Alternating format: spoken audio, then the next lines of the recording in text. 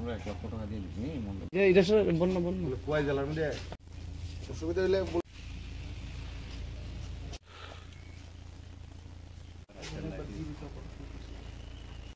কল্যাণপুর বিধানসভার অন্তর্গত আমাদের চেবরি গাঁও সভা, ঠিক আছে, পশ্চিম চেবরি।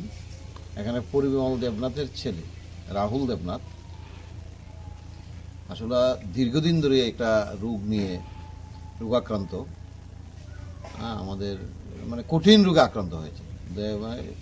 বারবারই চিকিৎসা চলছে, জিবিতে, আইএলএসে, এই করতে করতে প্রায় অনেক টাকা পয়সা খরচ হয়েছে, নিঃস্ব হয়ে গেছে।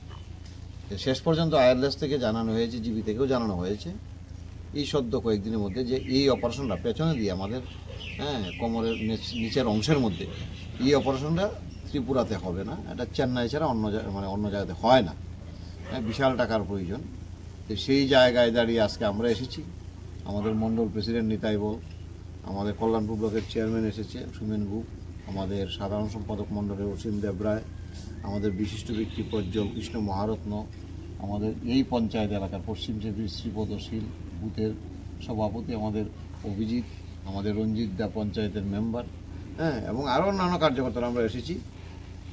আমরা মণ্ডলের পক্ষ থেকে ওই যুবক ছেলেটা, মানে কি বলবো, ফুটফুটে যুবক, যাতে তাড়াতাড়ি সুস্থ হয় এবং চেন্নাই গিয়ে যাতে তাড়াতাড়ি অপারেশন হয়, তার জন্য 1 লক্ষ টাকা আমরা ওনার হাতে তুলে দিলাম।